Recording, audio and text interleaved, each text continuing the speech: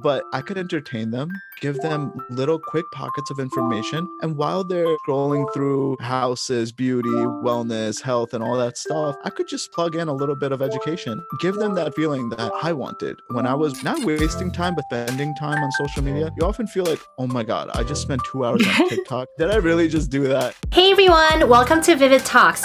Today I'm bringing on a very special guest, Syed from Rev Med, who's a medical educator that posts daily content on social media. Him and his medical team provides simple and effective medical education to people around the world. Welcome everyone to Vivid Talks. Today we have Syed, who is a medical educator under the name Rev Med, and he has a lot of different contents that he produces online. So we teach online medical education for healthcare students. Oh, that's really cool. So what actually got you started to become a content creator? I was in an anatomy class and all the students in the class were all like struggling with what the professor was teaching. Oh. Believe it or not, they struggle a lot with what professors teach though. To my group of 4 friends, I'm like, hey, I think I could teach this a little better. I got this concept down and it seems pretty clear to me. Can I take a whack at it? Maybe after class? And my classmates were like, anything but this, please. After the class finished, I go up to the whiteboard and just us 4 or 5 students, and I just start showing them through illustrations. I started drawing on the board. We were explaining the brachial plexus, which is like a nerve bundle located right under the armpit. I'm describing it and I'm like doing it in a very simple, concise, but a very high yield fashion. So you could like learn it very quickly. My classmates loved it. The next day, the professor did another subject because we move very quickly in healthcare education. It's like one day is this, next day is other thing. So the next day they asked me to do it again, but this time it was like maybe 8 to 10 people. Following day after that, it was like 10 to 15. At one point, we had the entire classroom, about like 60 seats filled with students and other professors coming to just watch me.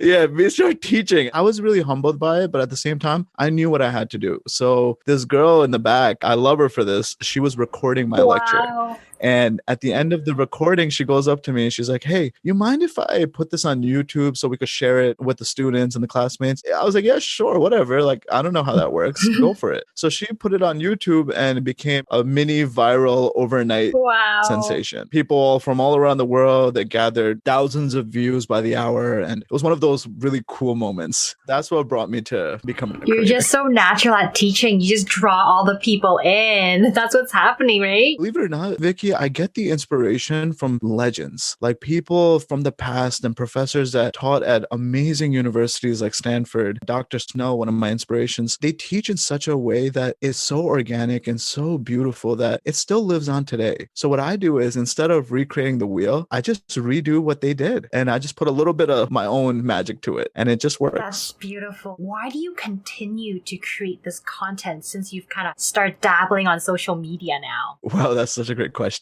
Most of the time that we're not diving into our books or we're not spending physical conversation with one another. We're just on social media. We're like on Instagram. We're on YouTube going to that black hole. We're consuming so much on our phones. When I thought about it, I was like, hey, I could catch students on social media. Yes. Sounds a little mischievous, but I could entertain them, give them little quick pockets of information. And while they're scrolling through houses, beauty, wellness, health, and all that stuff, I could just plug in a little bit of education, give them that feeling that I wanted. When I was not wasting time, but spending time on social media, you often feel like, oh my God, I just spent 2 hours on TikTok. Did I really just do that? Why not plug in some things that people feel a little better about? So that was a big goal of mine. Effective procrastination. Right? Vicky, I'm going to have to steal that line from you. So what kind of medical field or background are you in? So I'm in medicine, but my focus is not for just the medical students. Everything that I do is for nursing, PA, any sort of healthcare field. That's my focus. Nice. So you originally said you started off drawing like the diagrams on the board. So how did that transform into what you're doing now? It's very digitalized. There's a lot of like movements and animation with your content now. Take a lot of inspiration from amazing creators on YouTube and social media all across the board. And what I learned was that the way we consume things is we don't have so much attention span. So we'll be looking at something and we'll just be like, all right, I'm bored now. What's next? What really catches attention? And believe it or not, it's that old color theory that keeps coming back. And it's that color that really speaks to us, that moving parts, that thing as a child that always kept us as little babies, like zoning into color and moving things. So I kind of brought that into my lectures and my educational content because I believe that that's what we need. We need some color, we need some moving parts, and all the things that were on the board, all the things that were on paper, I wanted to bring it digitally because we're moving quick. The world is moving at a pace that there's now AI and all sorts of new innovations. Digitally designed things are going to be what's winning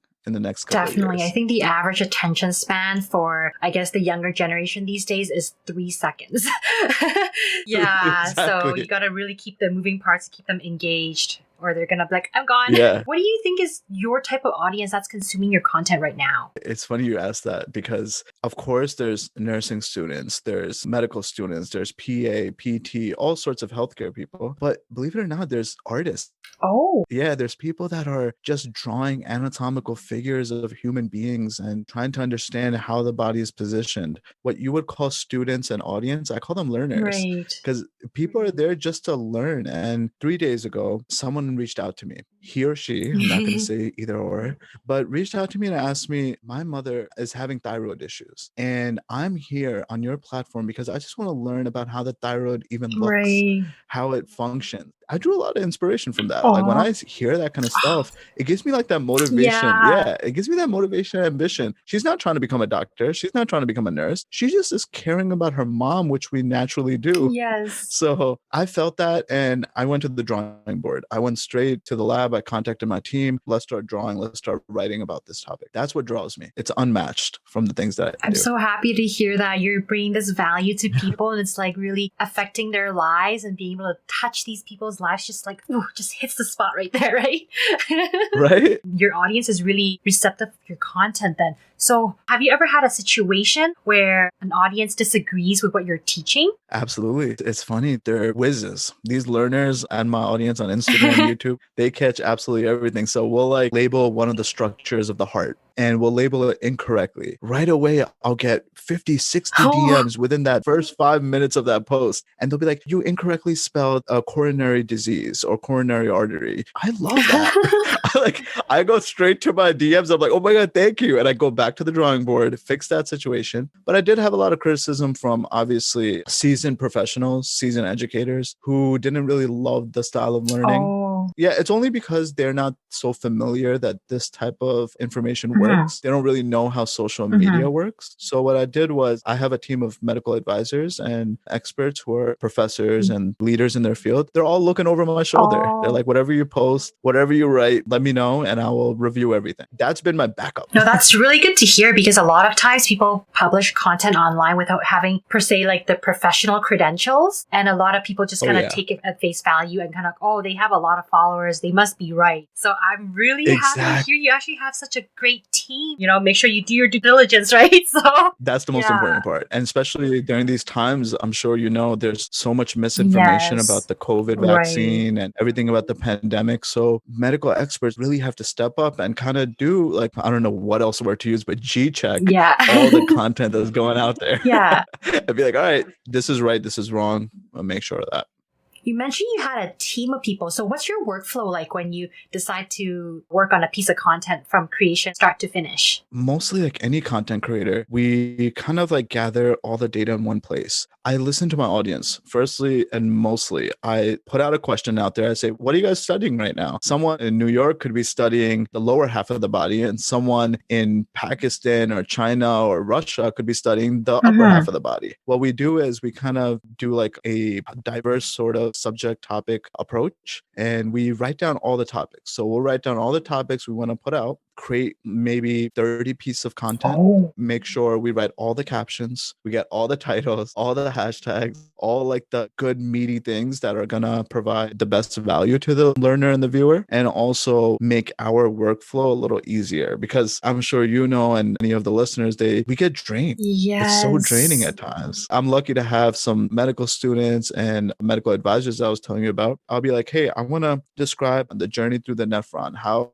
to describe that situation. Professor will be like, oh, here, I got the notes for it. Here you go. They'll give me the notes. But I'll make sure that I'll make those notes easier. I'll take the student and the learner on a better journey. and put it out there. I take that approach 30 days. I take 30 days of content and make it happen. What an amazing community to support each other and have each other's back and just to help general public learn. That is amazing. So you're saying that it's really difficult, like as content creators know, kind of juggle with being up with all the content production. So how do you manage, or do you really struggle with trying to keep up with content creation and your own like medical career? For myself, right? I make sure that whenever my off time is, I don't mean to put down Netflix or music or anything, but I don't really do any of that. I love content creation. I absorb myself now, like we're on Clubhouse, we're like listening to information there. So I'm always absorbing something. So on my car ride, anywhere I get a chance to like just be away from the books and the material of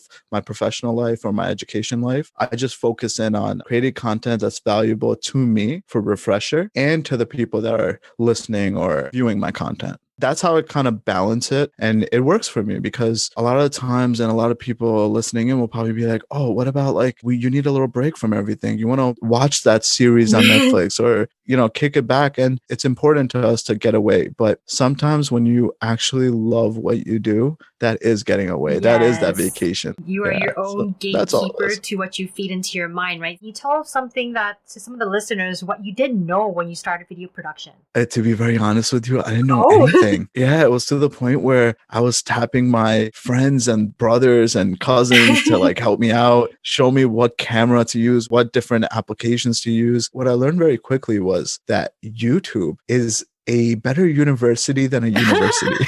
I could learn so many topics in such a speed record of time. And what I do is I put everything to 1.5 speed. Yes. So I don't listen to any video on regular speed. I'm putting it 1.5. How do I understand how to make a text pop up and make sure it lands where my hand is? This is where my hand is. I want the text to pop up. So I'll make sure I'll type that into YouTube, how to get pop-up graphics onto your video. And I'll just keep learning. And I won't put any content up until I consume all that education, all that knowledge of how to create the content. Right. I think the education part of it, which I think you'll agree, it's in the beginning. When you know it, then you feel like, hey, I could even teach this. Like, that's how much I know. That is dope, man. What is your proudest moment as a creator? Like an achievement that just hits the home run for you? That's such a wonderful question because I'll give you two. I am proudest of something that is very current, like our book that we just published, but something that I've been recently very proud of, and I see it so much. I've been connecting to my audience on YouTube, Instagram, any other platform. I've been connecting with them in the private messages. And what we do is I have another medical student, two more medical students that reply back to the questions because we get a lot of messages about what's the answer to this problem. So we get that a lot. Believe it or not, we also get a lot of, hey, I can't go back to my university. My university is completely locked down. I'm in Somalia right now. This is an actual message. And I don't know what to do. My university is not open anymore. We have online classes, but they're not effective. And the only place we're getting content is from your profile. Wow. When I heard that, I was like, oh my God, no, I don't want this responsibility. I can't handle this.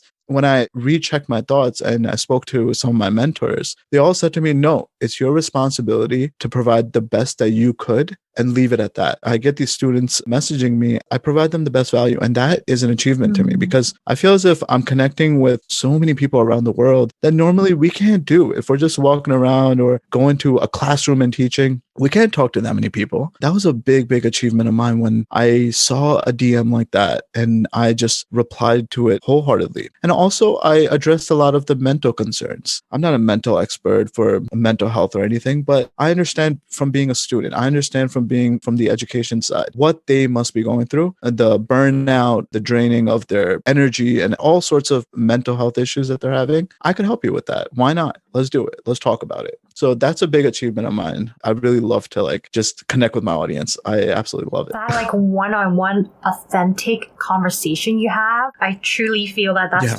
the next level of education. That's the future of the world. When I was younger, I never thought in a million years we'd be able to do that. Sit behind a phone or a computer and be able to game or show people that what we're doing is so great and share it with the world. It's 20 years ago. There's invisible waves in the air where I can talk and then people anywhere around the world can see me talk. It's like unbelievable, right?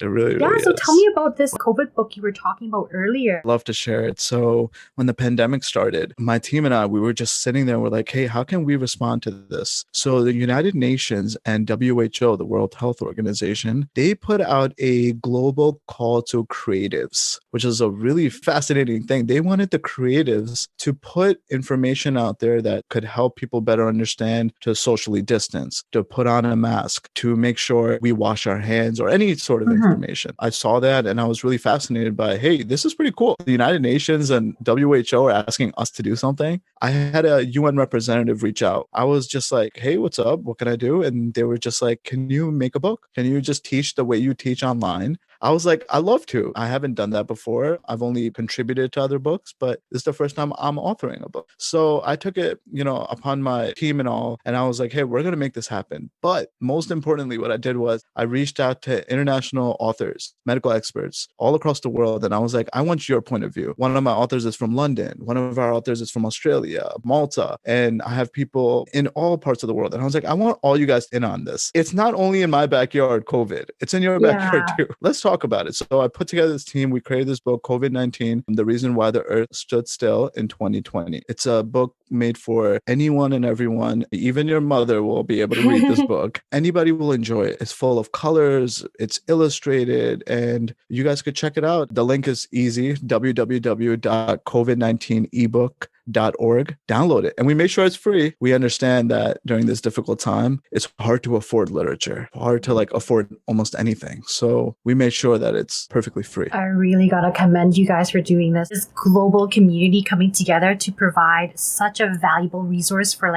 all the people in the world. Respect to all of you guys. Mad respect.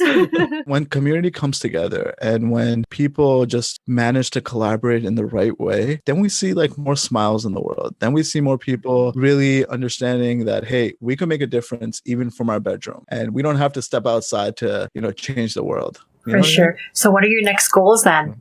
Any goals for this year? We're working on the platform itself and creating the overall how we're going to teach people in a even better way. Because of this book and the viewers that it's gotten, we're looking now to speak about the vaccine. So we want to teach the general public, even other professionals, what the vaccine is all about. So that's our next goal. We're showing a lot of progress. Looking forward to seeing that as well. And I'm sure a lot of people around the world will really appreciate that. I hope so. I think it's really needed right now. Any sorts of information. I love your positivity and your spirit with helping people. It's just thank you. So uplifting to hear that.